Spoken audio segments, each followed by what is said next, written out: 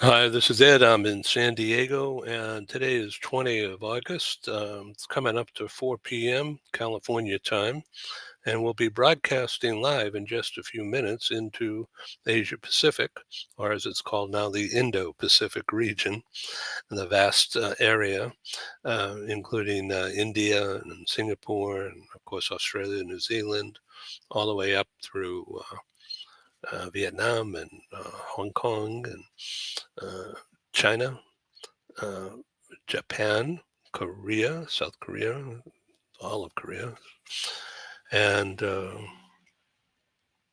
Philippines, of course, and Guam. And it's a huge region and very, very important. And it's all about the show is all about culture, understanding cultures. And boy, are they different from many others, say Germany or India or US, of course, uh, Britain, Portugal.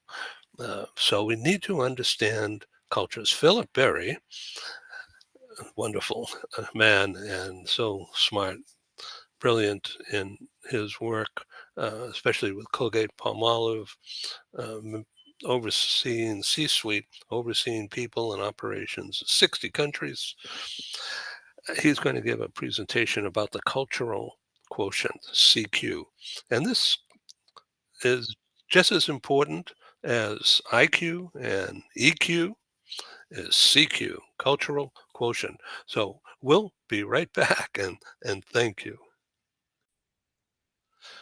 Hi, we're back in San Diego, August 20. This is downtown San Diego from Coronado and the airport looking into 92101. And the Seaport Village is behind that building with the vertical pink stripe, as you can see that.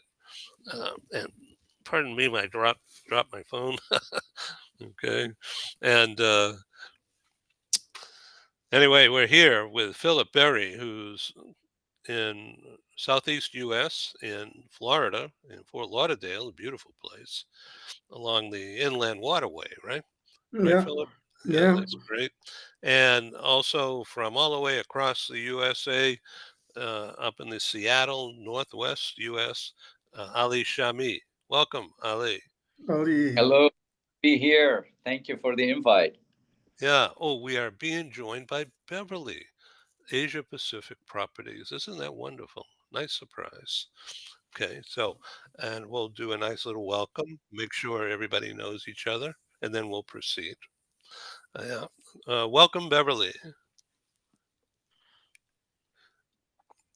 So today is August 20th. As I said, it's a little after 4 p.m. here in California, 7 p.m. In Florida, and it's August 21 in the morning in Hong Kong, where our guest who will be joining us in just a moment, Beverly Sun, will from Asia Pacific Properties. She's the founder and chairman uh, with activities, companies, and services across Asia Pacific. We're talking about you, Beverly. Welcome. Thank you. Thank you. I'm sorry. I'm just trying to connect us. I'm Yeah. on silent. So, I think everybody has had this kind of problem, including me. Zoom didn't know who I was when I first signed in. And I said, how can you do that? I've been doing 1,200 shows with you. So, you comfortable now? Welcome, Beverly. I'm here. I'm sorry. I'm just trying to connect Yeah. with it. Okay, great. We can hear you and see you. Oh, great. That's good. Okay, that's more important. Yeah. Well, So, Better heard than seen, as they said, or the opposite. oh, I like it Okay, all. good. All Yeah. right, So, coming. so Philip, your color is very similar to Beverly's logo color, as you can see that. this is Asia. Wow. Oh Red my has a goodness. very special meaning in Asia. What's what does that mean? It stands for prosperity, Oh, well, hope, that is good. and goodness. Yeah, interesting. So, Ali, what did you do today? Did you work? Yes, yes, I did. I had several great meetings, and now I'm off. I'm all ears. Wanted to listen to Philip and also to the discussion and our leader in Hong Kong, and so I'm just excited to be here. Yeah, that's great. I'm really pleased. So our friend in Japan, Amiko, from All Japan Relocation, is uh, uh, tied up in meetings this morning, their morning, and so uh, she will not be joining us, but looks forward to participating in the subsequent edition. So. I began earlier today with a broadcast with Diane Devitt, uh, who's in the U.S., and she's a media professional for many years and adjunct professor at NYU for more than 30 years in media related things. And she's been a professional in planning and managing corporate meetings and events for years. And so the discussion centered around the business of doing that and how risk laden the corporate meetings and events business really is, and then ways to uh, mitigate that risk. And with us on that program earlier today was from Ernst& Young, he just retired, Jay Sternberg, and he's writing a book. It's not finished yet, and um, he's very interested in the conversation that I was having with Diane Devitt about the profession of managing meetings and how few corporate executive assistants are not trained, are not tuned in to the risks and how to mitigate them and how to learn about that. So she's considering building a certificate, a training program, professionalism in that field. But more on that later. Beverly Sun is a founder of Asia Pacific Properties, which is in properties and property management and the related sales and services of properties across Asia Pacific. She's based in Hong Kong. Are you in Hong Kong today?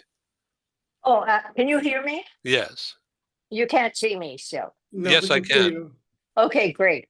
Yeah. Yes, I moved to Asia quite a while ago now and found that there was a dearth of services. And frankly, through my own trials and tribulations of having the challenge of moving to Asia, which is very different from the culture from which I had come, I actually pioneered relocation services here in Hong Kong and took the model to China in the early 90s when no one would enter China. So that's been my passion, a lifelong passion. And I always feel that in this industry, you're consistently pioneering because the markets here and the environment consistently changes at such rapid speeds. And so I don't think one size fits all out in this area. Every city, every country has a very different subculture. And I think the sophistication and the depth of understanding that is extraordinarily important if you're to be effective in creating programs as well as the implementation of programs. So at the moment, I'm quite, I would say the group is quite busy with a project in Taiwan. So it's been an interesting 2 years for us to have created programs for a particular group and to implement in a culture that is very, very unique. So Well, that's quite really exciting. perfect, Mhm, perfect for this mhm, program because Philip yeah. is going to share his wisdom and his research on Excellent. CQ, culture quotient, like IQ, EQ. So Philip Absolutely. is into that. So your origination is Hawaiian, right? Well, I'm from the 50th state. I need you to all remember that, not Alaska, 50th. So yes, and I think what was so valuable for me, having been brought up in Hawaii, is that we come from a very diverse background. There is no majority race there, and the harmonious, I think, upbringing and integration of cultures, I think, was extremely valuable. I didn't know it at the time, but that proved to be extremely valuable in terms of objectivity and being creative and understanding that there are differences. Isn't that interesting? Mm-hmm. So Great. the cultural difference is in today's Taiwan and today's China and today's Hong Kong. Are they? Are Oh, they? No, I would think they're different. totally. Yeah. And people make assumptions because you think of Asia as one large pocket, but they're very, very different all through.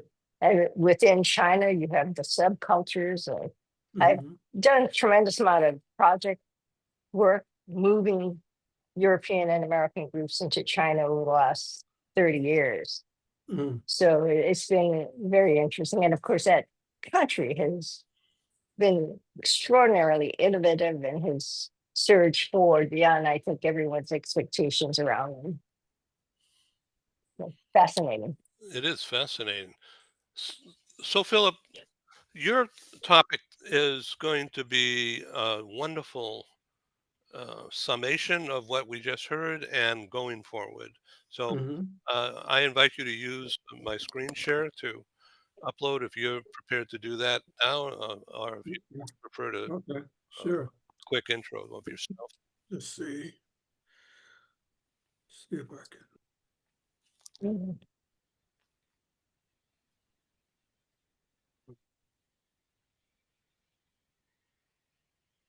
Mhm. Yeah, these look wonderful. So, oh no, good. Thanks. So thanks very much. I'm really happy to be on with you talking about this topic, because when I think about why are we here, the whole notion of expanding one's capabilities from one part of the world where you might have been successful, whoever you are, into another part requires a different orthodoxy from the standpoint of what you do and how you go about it. And so an individual can be very successful in their particular region as a resource. And what I want to do is to talk about what are the initiatives and actions that one takes in order to be stronger in another part of the world, to be truly a global resource. So, and so when I think about that, I start with the topic of how can an individual repurpose themselves? And you repurpose yourself by personal rebranding, by looking at how you can shift your capabilities from one part of the world to another. And there are three critical questions that I put in front of you. That is, how can you increase the impact that you have in one part of the world where you might be very successful and make it deeper, broader, and multi-dimensional? Some individuals don't think about that, but certainly the whole issue of rebranding is important, because when individuals get to a certain point in their career where they're successful, then they have to think about what's next. Some people think about just branding in itself, and that's fine when you're just coming out of college or coming out of school. Branding is important. But when you have been in a career for 20, 30, 40 years, even more, you're looking at rebranding. And what you want to do is to begin to catalog what are the strengths that you have and how can your strengths be exported to other regions. People are always thinking about, let me export or import different products, but how can you export the strengths that you have? And then also, how can you break down the barriers that pigeonhole you either in one function, whatever that function might be? You might start out as a finance person. You might start out as a salesperson or a marketing person. Well, that doesn't mean that you have to be in, you might start out as a lawyer. You might start out as an engineer. You might start out as a doctor. But that doesn't mean that that's where you're supposed to be the rest of your life. What you want to do is to look at how you can capture different skills and different capabilities and move from one function to another, from one country to another, one region of the world to another. People don't, sometimes what happens is that in corporations, and I've worked in 60 countries, and and I've been the VP of Human Resources for all of those countries, where Mhm. I have moved people from one part of the world to another. My the expertise that I brought in was how can one repurpose their capabilities where they might be strong and very successful in one part of the world, and what is it that you have to do differently in order to be Mm. successful in another part of the world. And so that's so I want to talk about what that means and from the standpoint of rebranding himself. I want to talk about it from the standpoint of what really makes you unique and distinctive. Some people feel that when are they have a degree and they feel, well, I've got it made. Or they move to a VP of a certain region or a certain function and they feel, I've got it made. Well, no, you don't have it made. Because if you are still going to be in the world of work in one way or another, whether it's with the company that you're with or whether another organization, what you want to do is to determine what do you bring differently and what are you distinctively applying in those areas. And so, and it comes from the standpoint, first of all, of thinking about the fact that all of us have a brand. We don't always know what that brand is, but I would position to people that if you think you know what your brand is, then you only have half of the story. And I'll tell you what the other half is in a minute. But what we need to understand is how can we begin to rebrand ourselves in a different way so that we are seen differently. And so your brand or rebrand as it will be is, well, what will you do now and what is it that you will not do? It clarifies who you are and who you are not. It provides identity for you. It begins to distinguish what your purpose is, and it clarifies your new North Star and your new direction that you're going to go in.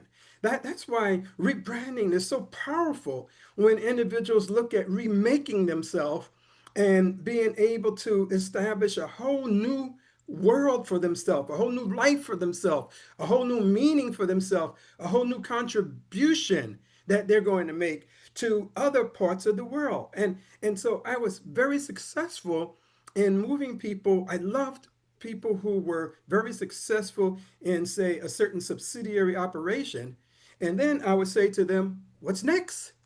Because if you're at the top of the world where you might be in whatever country you might be in, whether it's Germany or whether it's Chile or whether it's Thailand, wherever it might be, well, or whether it's the US, then what can you do to provide and eliminate the barrier or the ceiling that is there so that way you can do something different?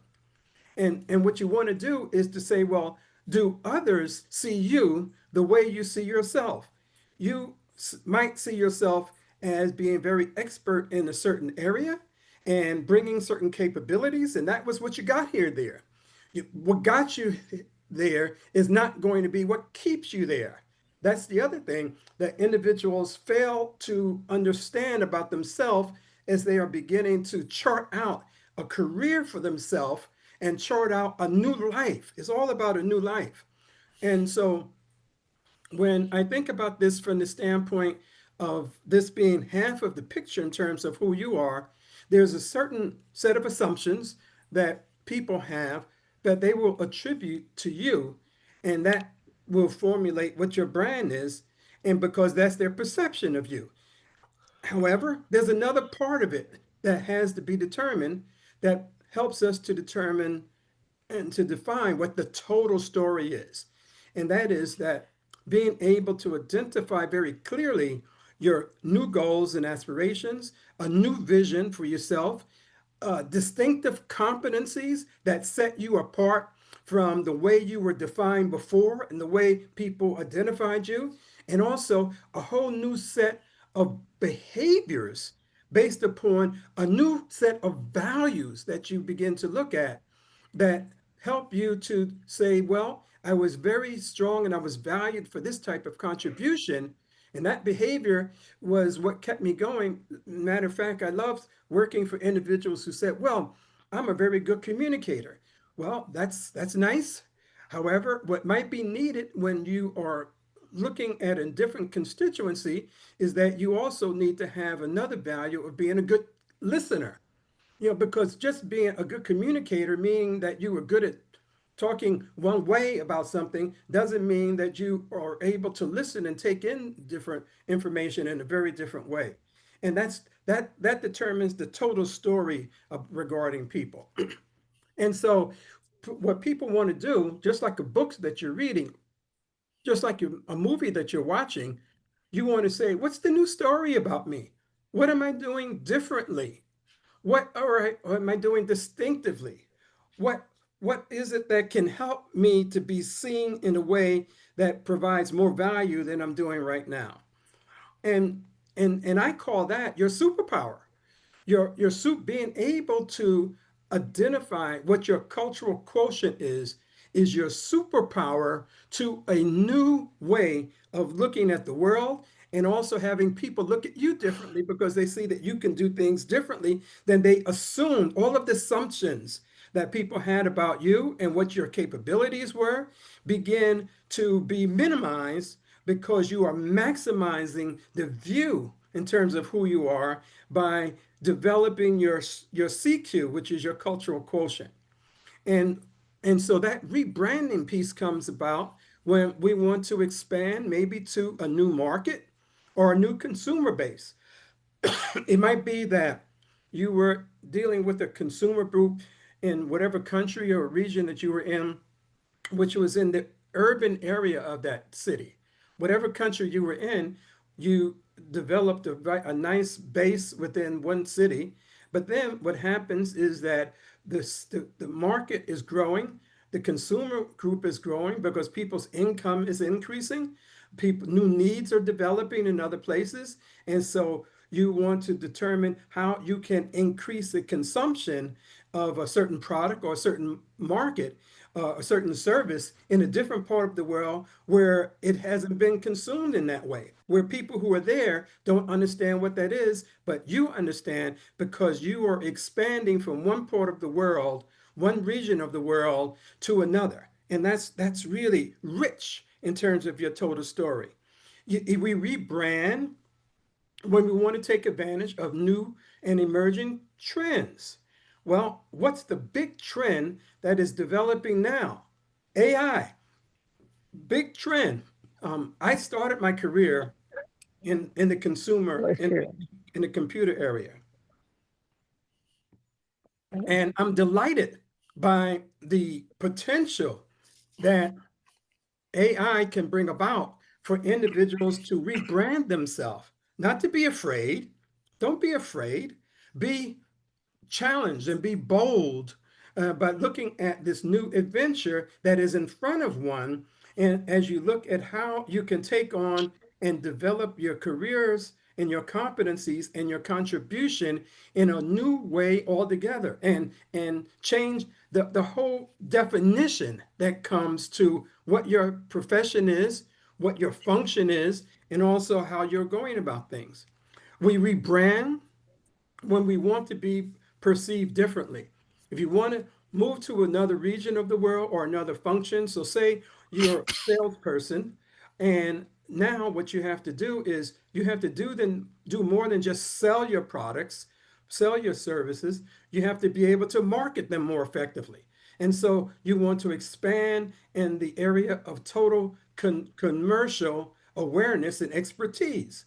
Or you might start out in a certain area of law and you might want to be perceived differently. Maybe you started out in law just looking at contracts. Well, what happens now is that now we need a person who can look at law from the standpoint of not only of contracts, but also from the standpoint of employee relations.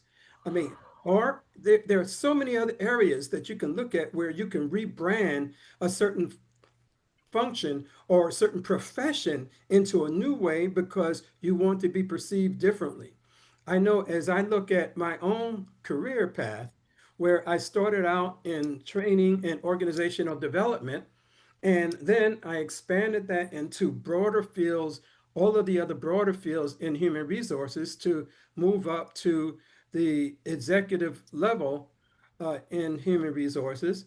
But also, what I wanted to do was to expand by understanding a lot more about what diversity, equity, and inclusion mean from the standpoint of people and how you can mobilize people and how you can get people to be part of an organization. And now I also am going back to the areas of building my brand and personal brand and executive coaching because I'm looking at how I can help individuals to move from their present levels of performance to higher levels of capability. And that's one of the things that I talk about in my book, because that's really what it's about in an organization. And that's how you move an organization forward. The rebranding gives you a tremendous opportunity to highlight the new you in terms of who you are and what you can contribute. And this comes about by being able to not just look at it from the standpoint of, am I smart enough, which is IQ. We hire people and we look at people and we say, well, they're really smart, they're very bright. And that's good. But being bright is not enough in this world. You can, IQ is not enough. EQ, in terms of your personal relationship, is not enough. Being able to develop very good empathy with the person and communication is very good. But when you're talking about it on a global level, the differentiator is CQ. And what I want to do is to talk about what are the four dimensions. CQ doesn't mean you just travel to a new country. What it means is that you understand all the different factors of CQ and you operate within that framework. It means that you start out with the framework of understanding how your motivation and confidence can help you to adapt with individuals in other regions of the world. And it includes not only just being interested in people, but your efficacy and your persistence in navigating multicultural situations. And it has to do with the motivation that you have to really learn about different cultures and the confidence that you bring cross-culturally and the resilience that you have in being able to adapt. And moreover, it has to do with your CQ knowledge, your understanding of the similarities and differences that go across cultures and also that are operative within the economic and legal and social systems of other places. If you just come with an understanding just of, if you come to the US and that's the only thing that you understand, and that's the only knowledge that you have that you understand, and without getting an understanding of the areas that other parts of the world. So I remembered when I moved over to Paris and set up the European division of Colgate-Palmolive. And so I had to understand a lot about French law. I had to understand a lot about the systems that were there, the economics. All of that was important. It was not important just to stay within the US framework. So I had to understand the value dimensions and practices and also the norms and expectations that were across. And I found that that was the case in every region. Whether I was working in Latin America, whether I was when I was working in Asia, whether I was working throughout different parts of Africa, whether I was working in the Middle East, in Saudi, in Turkey. And then also it has to do with the third dimension of CQ from a standpoint of impact, is being able to plan and across the cross-cultural interactions that include looking at adjusting your mental models. I find that people from almost you can't help it, every country that an individual comes from, they need to adjust their mental models in terms of their expectations and the assumptions that they have regarding how people are going to react, how people are going to work with you.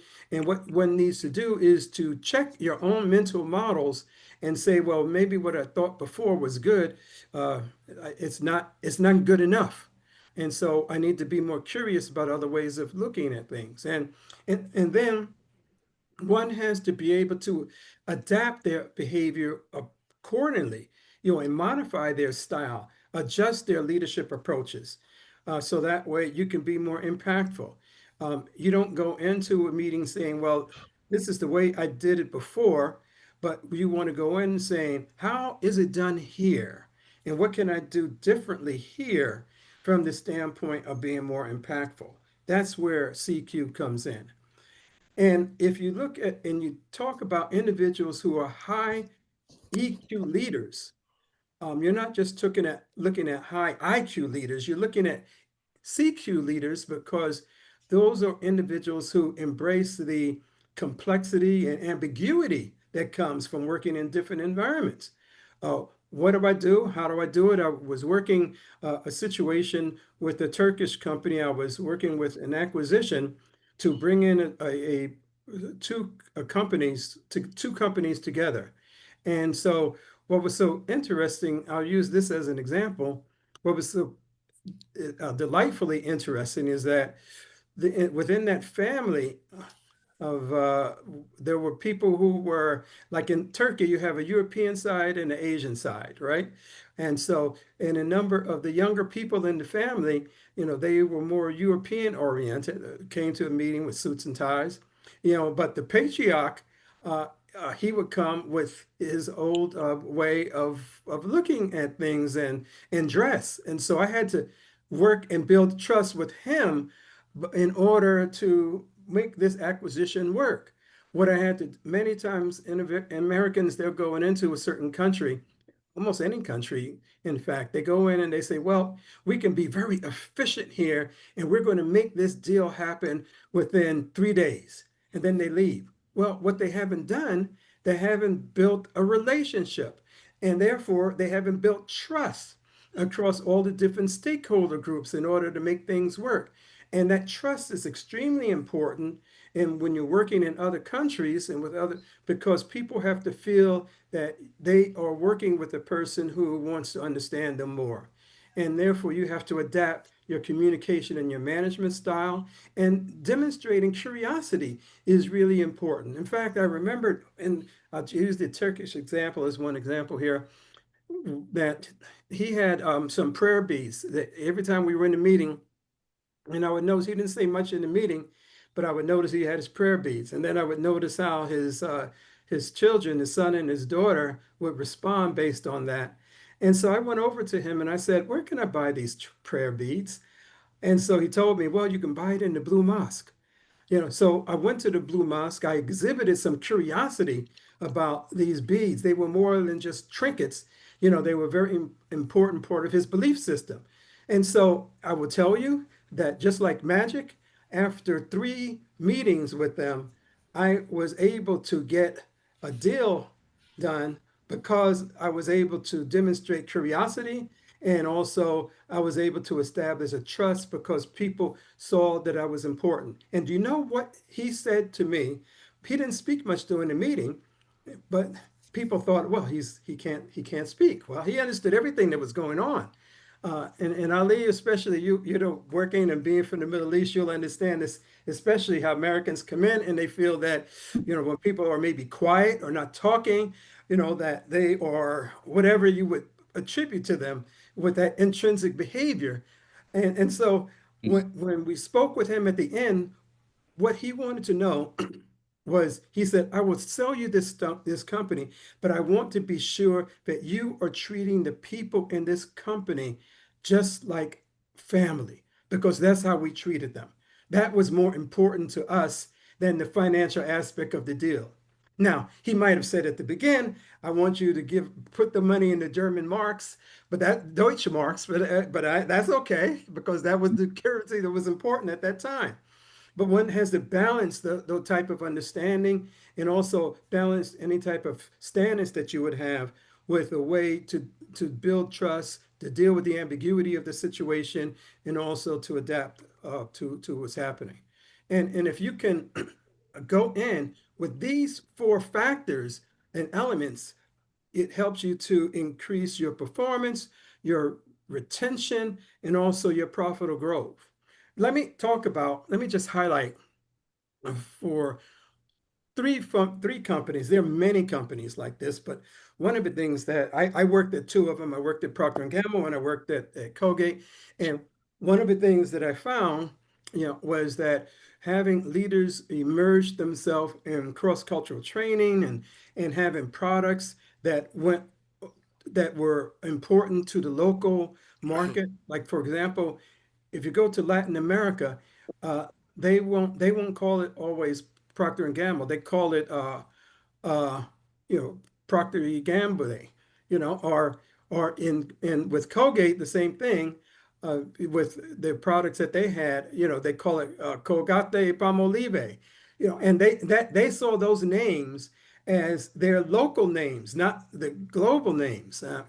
And you see those companies and how they were able to change the customize. For example, with Colgate, I remember going into Russia, and there was in those days when the Berlin Wall came down, I was able to go into Russia a few times, and what I saw, we developed a toothpaste, and this toothpaste had a um, a local honey flavor, which was Mm, very important in Russia. And people said, "Oh boy, this is really, really good product," because we took that into account. Now, it might not sell in Des Moines, Iowa, but it certainly did sell there. I mean, those are the type of things that you look at.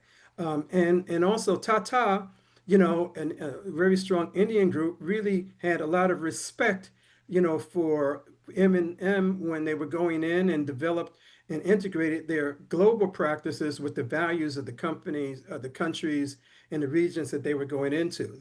That's so there are other things that companies do, and as I end my presentation, I want to just talk about some of those things. What you look at is that there are four things that companies that are excellent work on. mm, One is that, and this would be the last slide that I have, and when we can have some conversation. One is that they have immersion programs that will rotate people through international assignments. So I remembered when the Berlin Wall came down and was working on developing subsidiary operations throughout Eastern Europe. That's Romania, Poland, Czech Republic.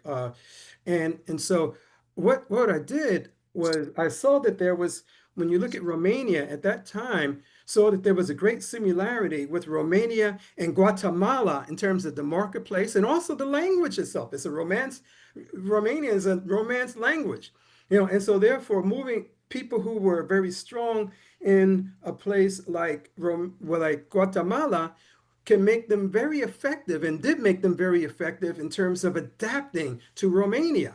Those are the type of things that you look at. And then also having uh, individuals who are able to build their CQ through direct cultural exposure and learning in the emerging markets, which is very important. Looking at decision making and empowering local teams so that way they embody and they were inclusive of individuals who understood how to launch a product, how to get a product to market, and also how to leverage those local insights so that way they're more consumer based wherever they're going.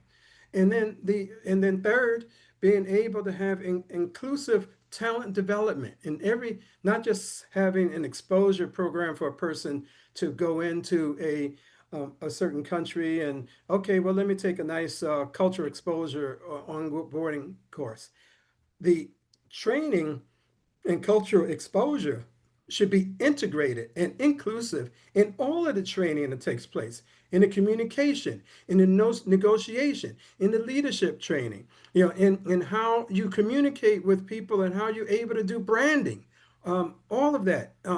And then being able to have cross-cultural collaboration processes that are standardized across the board. So that way, the people in every country can feel that this is not just something that's from the UK or not just something from the US. It's something I can see the issues around.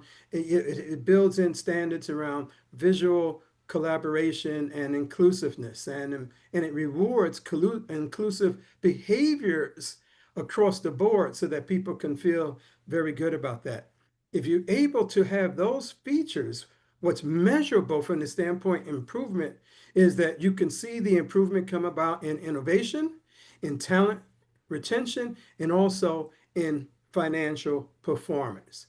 So those are the main things that I wanted to talk about. And as we talk more about rebranding, I talk a lot about this in my book, because I have begun to relook at and reposition a number of the points that I have in my book, because it outlines 8 specific processes that individuals can work with in order to improve how they are rebranding themselves and moving the performance of the organization. So that's what I wanted to relate. That's what I want to talk about, and I'm opening it up to any comments or communication that people have.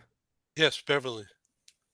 Well, I think your points were very well taken. I certainly appreciate all of what you have said, having had to navigate in this direction over the years. I think also what you remind us of is that one never makes assumptions, but it's really using your EQ and IQ to look to create, I would say, newer understanding. So very well taken. Thank you, Philip. Welcome to that. Thank you for that Appreciate it. feedback. Ali? Excellent. I loved what I heard, and I had no idea you have a book. You gotta give me the name, and I want to order it. I want to listen to it. I love what you said, and your presentation is unique, Philip, because most of the cultural awareness, you'll talk about the dimensions of cultures, individualism versus collectivism, all the dimensions, I would say 30, 40 different dimensions. But what I liked about your presentation is you're giving tools, you're giving a roadmap where for somebody who, like you said, want to go from regional leader into a global leader, what are the things that they do? And most of the cultural awareness discussions that I listen to is it talks about those differences. We talk about the differences between cultures, and you'll talk about the differences like in changing the car Pinto into Tercel because Pinto in Latin America is bad, and they're like, how come nobody is buying cars from us? You know, all these are great examples of understanding and needing to understand the cultural differences and uniqueness of every culture. But what you provided is specific tools, a roadmap for people to say, a program for a company to say, hey, these are the areas, these are the things, the 4 things, the 10 things that we need to focus on.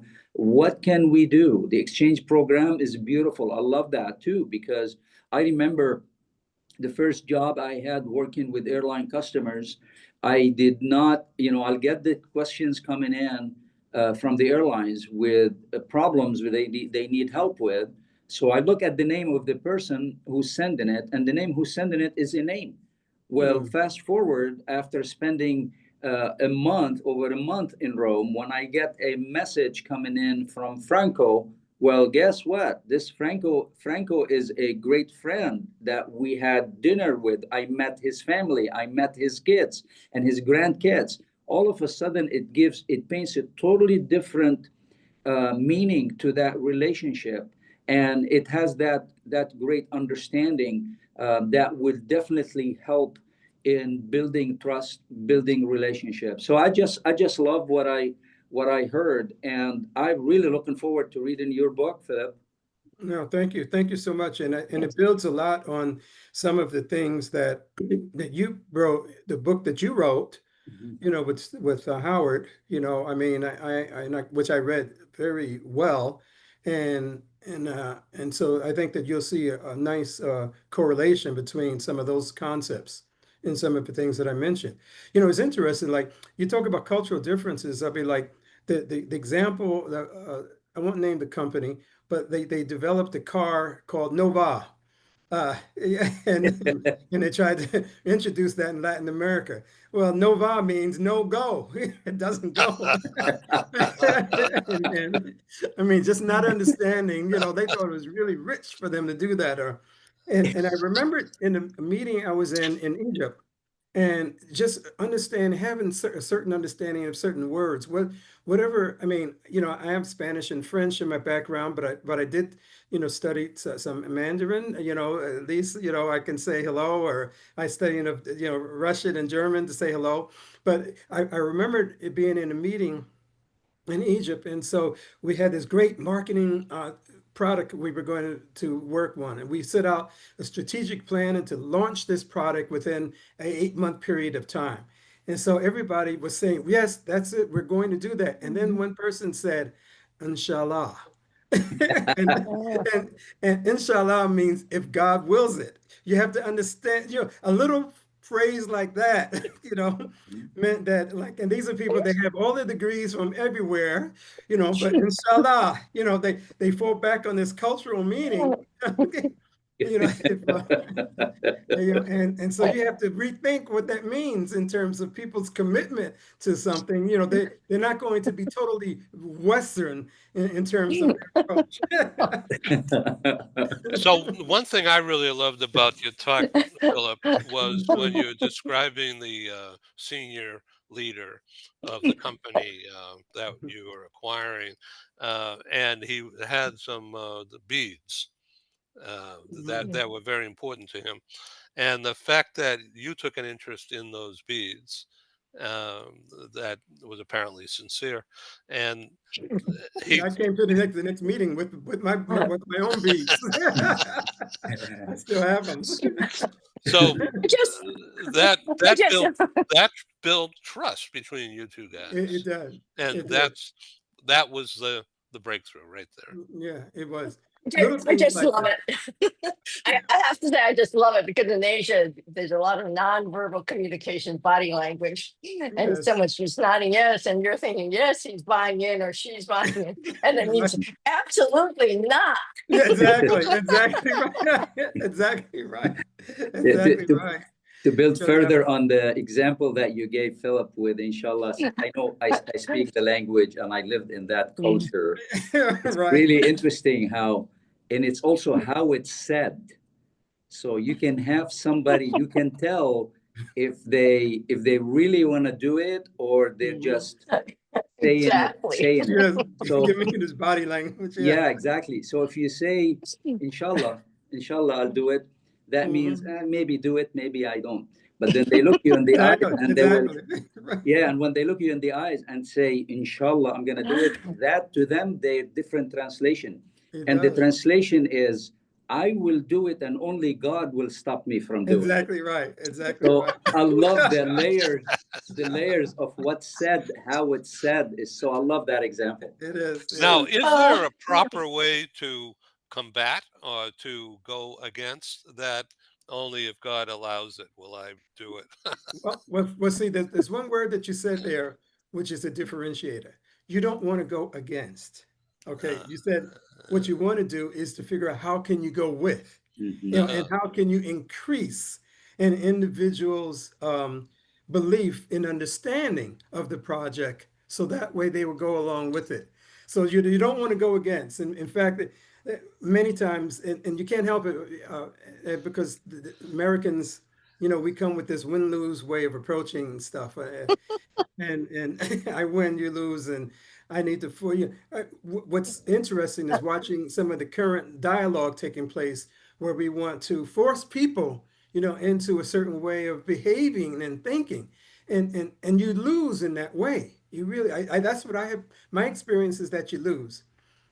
What you have to do is that you have to figure out how you can get people to work with you, increase their confidence, increase their belief in what you're doing, find out what their objections are, find out what their concerns are, listen more as opposed to talking. Don't be so, one should not be so dogmatic with one's approach and figure that other people don't have a belief. And if you see, if there's silence in the room, get people to articulate that. But you'll get a lot, but you will get so much more information and data that will help you to be successful. That's how one does it. That is so true. It reminds me of I equate customers with people from different cultures. So when you're working with a culture, different culture, you got to look at them as like a customer. And I'm sure you've heard about never argue with the customer. Yeah. If you lose, is bad. If you win, it's terrible. Right, right.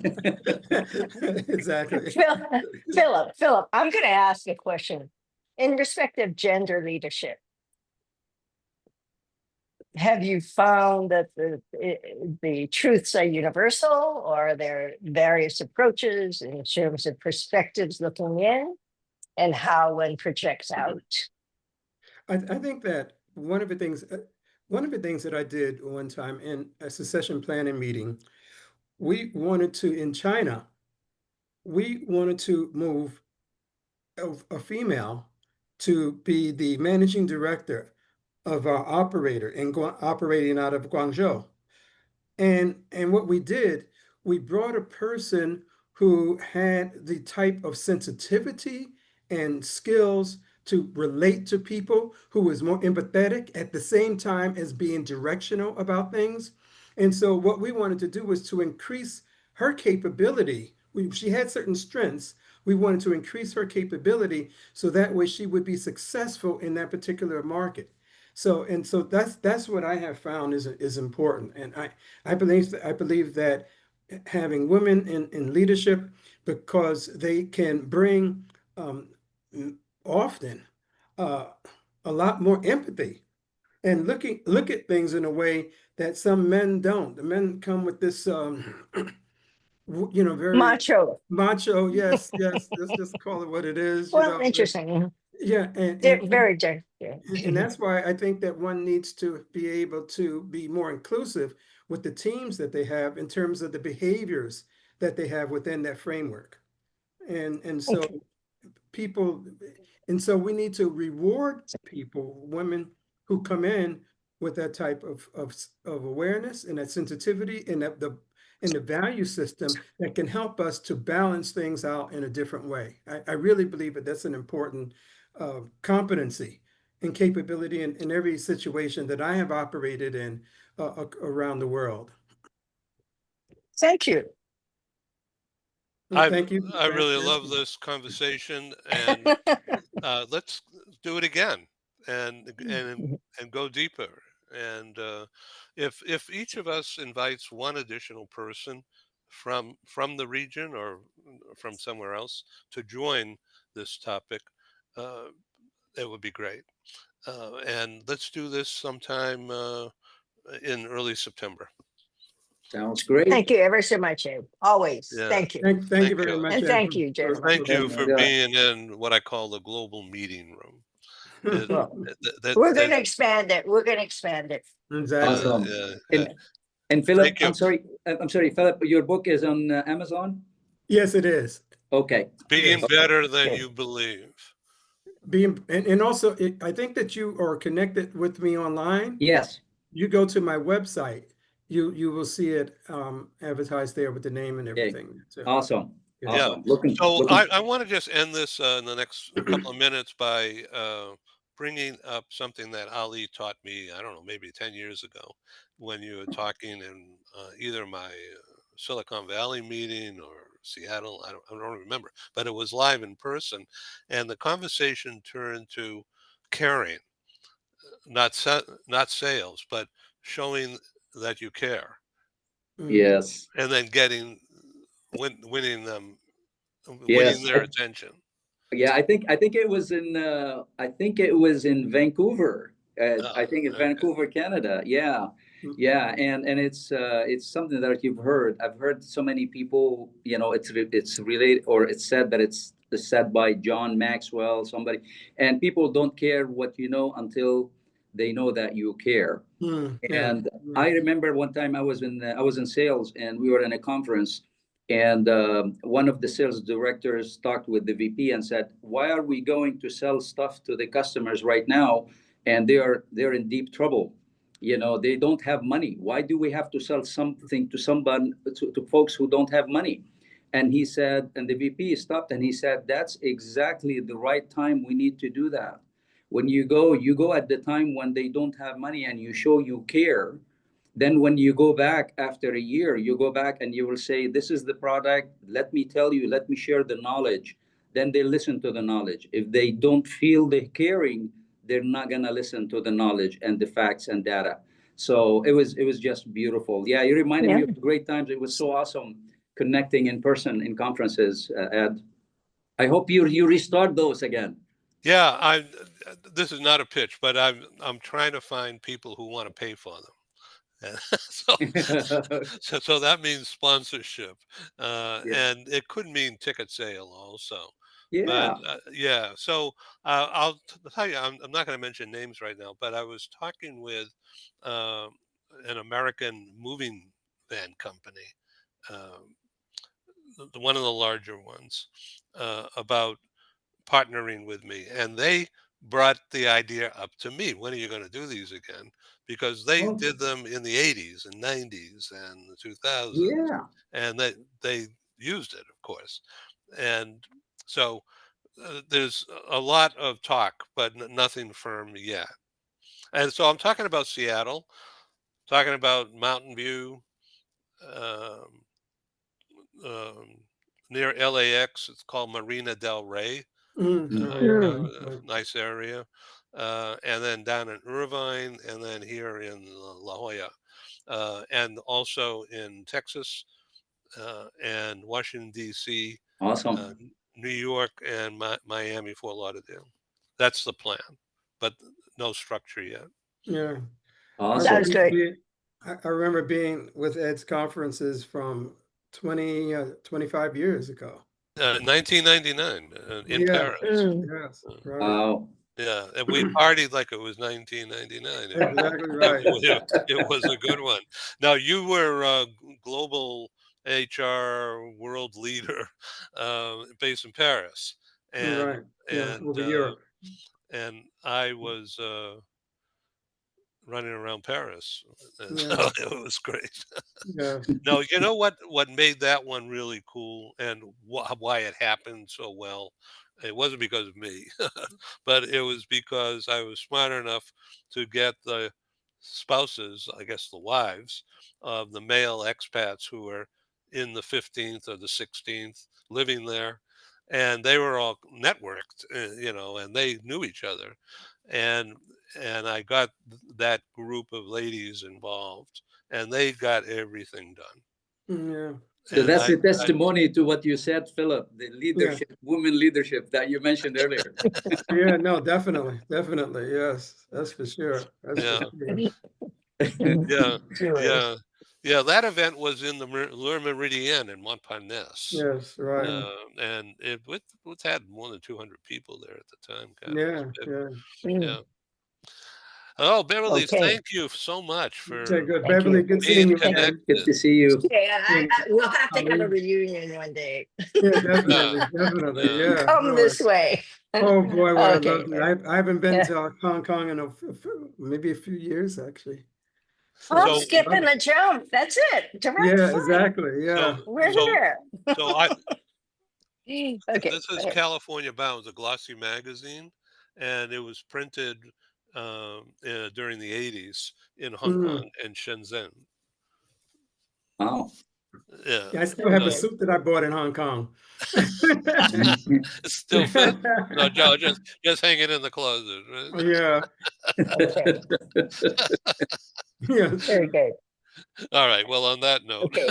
Okay, good. Thanks, Ali. Good seeing you again. Great Always, to see you too. always Good to see you. enjoy Take care. interfacing with you. Mhm. thank And you for Beverly, it's being great seeing you Thank you, Take too. care, everybody. Take Beverly. care. Take Okay, care. Thanks, okay. Ed. Take Thank you. care. Bye Bye. bye. Bye bye. Yes, Bye. Ed. Take care, Thank Ed. you. Thanks again, Ed. Bye. Thank you. Thank